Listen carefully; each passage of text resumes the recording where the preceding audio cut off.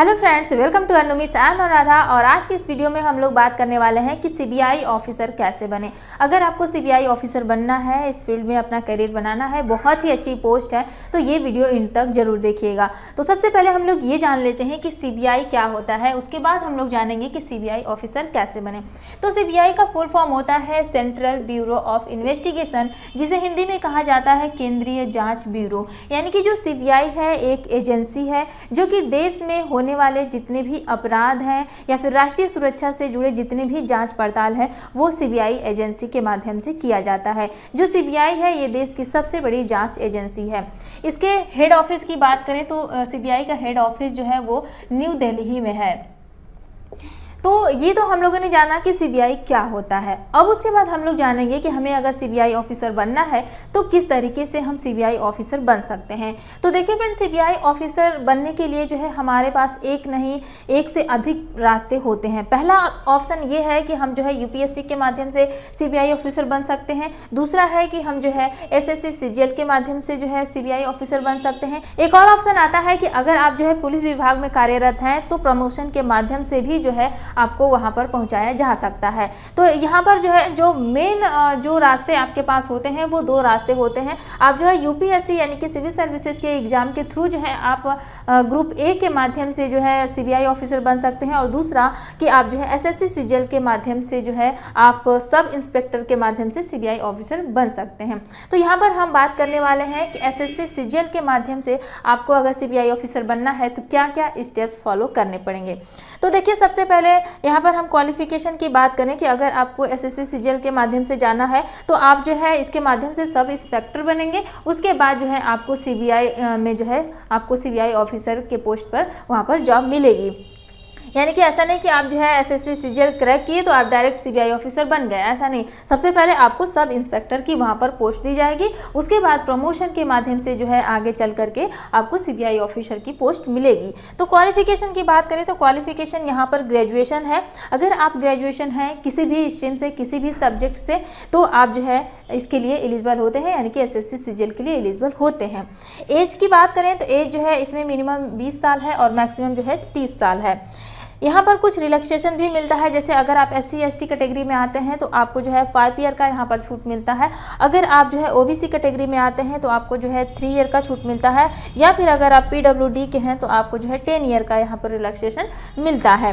Percentage की बात करें, बहुत बच्चे कन्फ्यूज़ होंगे कि ग्रेजुएशन में हमारा कितना परसेंटेज होना चाहिए एसएससी सीजीएल के लिए। तो यहाँ पर परसेंटेज कोई भी यहाँ पर लिमिटेशन नहीं है परसेंटेज की। आप जो है केवल पास होने चाहिए। अगर आपने ग्रेजुएशन पास कर लिया है, पास है, तो आप जो है एसएससी सीजीएल के लिए जा सकते हैं। एक और पॉइंट, मान लीजिए अगर आप अभी ग्रेजुएशन के फाइनल ईयर में हैं, यानी कि अभी आपका अपेयरिंग है, तो क्या आप इसके लिए अप्लाई कर सकते हैं? तो जी हाँ फ्रेंड्स, आप भी जो है एलिजिबल होते हैं, आप भी अप्लाई कर सकते हैं।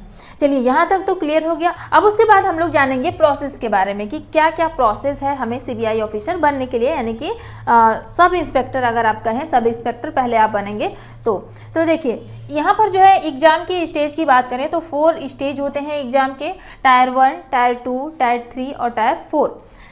टायर 1 और जो 2 होता है ये जो है आपका CBT होता है, यानी कि कंप्यूटर बेस्ड टेस्ट होता है ये, यानी कि ये जो एग्ज़ाम होगा आपका जो है कंप्यूटर बेस्ड होगा।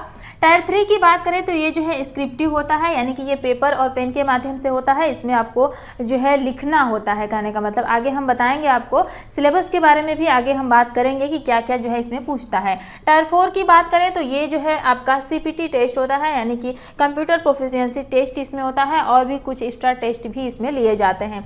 यानी कि जो 4 होता है ये आपका जो है एज अ जैसे इंटरव्यू हो गया, आपका कंप्यूटर प्रोफिशिएंसी टेस्ट हो गया, तो ये सारे टेस्ट जो है आपके टायर 4 में लिए जाते हैं। अब उसके बाद हम लोग ये जान लें कि क्या क्या सब्जेक्ट्स आपसे पूछता है। तो टायर 1 की अगर हम बात करें तो इसमें जो है आपका जनरल इंटेलिजेंस और रीजनिंग, इससे जो है आपके 25 क्वेश्चन बनेंगे।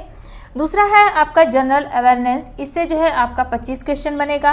क्वांटिटेटिव एप्टीट्यूड से जो है आपका 25 क्वेश्चन बनेगा। इंग्लिश कॉम्प्रिहेंशन से जो है आपका 25 क्वेश्चन बनेगा। यानी कि इस तरीके से आप देख रहे हैं कि 1 2 3 4 यहाँ पर जो है 4 सब्जेक्ट हैं, यानी कि चारों से जो है आपके 25-25 क्वेश्चन बनेंगे। तो इस तरीके से मिला करके टोटल जो आपका मार्क्स हो जाता है वो 200 मार्क्स का होता है।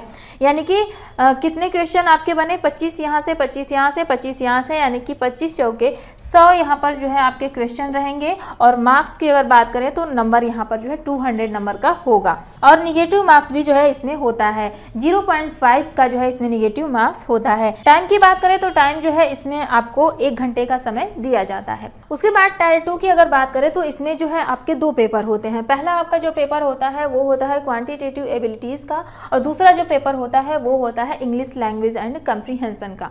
यहाँ पर दोनों ही पेपर अलग अलग होते हैं और हर एक पेपर के लिए अलग अलग टाइम दिया जाता है। जैसे अगर हम क्वांटिटेटिव एबिलिटी की बात करें तो इसके लिए जो है आपके पास अलग से 2 घंटे का टाइम होगा। और क्वेश्चन की बात करें तो क्वेश्चन जो है इसमें 200 होगा और नंबर भी इसमें 200 नंबर का होगा। और इंग्लिश लैंग्वेज एंड कंप्रीहेंशन की बात करें तो इसमें भी जो है आपका 200 क्वेश्चन रहेगा, 200 मार्क्स के रहेंगे और 2 घंटे का समय दिया जाएगा। यानी कि ये अलग अलग जो है आपका पेपर होगा और हर एक पेपर के लिए अलग अलग यहाँ पर टाइम आपको दिया जाएगा और क्वेश्चन भी अलग अलग यहाँ पर रहेगा। उसके बाद टायर 3 की अगर बात करें तो ये जो है आपका स्क्रिप्टिव होता है, यानी कि पेन और पेपर से होता है। इसमें आपको लिखना, रिटेन होता है, ये लिखा जाता है।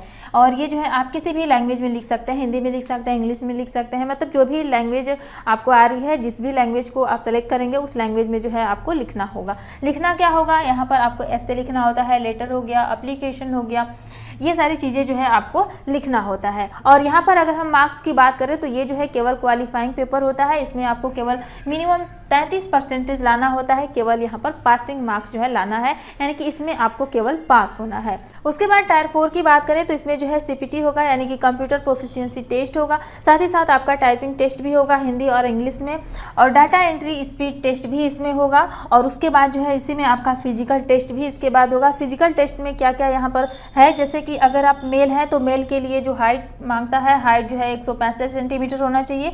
चेस्ट की बात करें, चेस्ट फुला करके यहाँ पर मांगता है 76 सेंटीमीटर। और फीमेल के लिए यहाँ पर जो हाइट है वो है 150 सेंटीमीटर। और चेस्ट की बात करें तो फीमेल के लिए चेस्ट यहाँ पर नहीं मांगता है, यानी कि चेस्ट का मेजरमेंट नहीं होता है। और यहाँ पर पर्सनल इंटरव्यू भी यहाँ पर होता है। तो इस तरीके से ये सारी चीज़ें क्वालिफाई करने के बाद जो है आपको SSC CGL के माध्यम से सब इंस्पेक्टर की पोस्ट मिल जाती है। उसके बाद जो है कुछ वर्किंग के बाद जो है वर्किंग टाइम के बाद आपको CBI ऑफिसर के पोस्ट पर जो है पोस्टिंग मिलती है। एक और पॉइंट की अगर बात करें, जैसे मान लीजिए अगर आपको CBI में ग्रुप A के पोस्ट पर जाना है, ग्रुप A ऑफिसर बनना है, तो इसके लिए आपको UPSC के माध्यम से जाना पड़ेगा। UPSC में सिविल सर्विसेज का एग्जाम दे करके आपको जो है IPS ऑफिसर बनना है। उसके बाद जो है लगभग 7 साल के वर्किंग टाइम के बाद जो है आपका पोस्टिंग जो है एक CBI ऑफिसर के पोस्ट पर हो जाता है। तो इस तरीके से भी जो है आप CBI ऑफिसर बन सकते हैं ग्रुप A के। और अगर आप SSC CGL के माध्यम से जाते हैं तो आप जो है ग्रुप B के ऑफिसर बनते हैं। तो फ्रेंड्स, आई होप कि आपको सारे पॉइंट्स क्लियर हुए होंगे और मैंने सारे पॉइंट्स क्लियर करने की कोशिश की है। अगर अभी आपको माइंड में कोई डाउट है, कुछ पूछना है, तो आप हमसे कमेंट सेक्शन में पूछ सकते हैं। तो अगर आपको वीडियो पसंद आई हो तो वीडियो को लाइक कीजिए, शेयर कीजिए और चैनल को सब्सक्राइब जरूर कीजिए। तो चलिए मिलते हैं नेक्स्ट वीडियो में। Thanks for watching.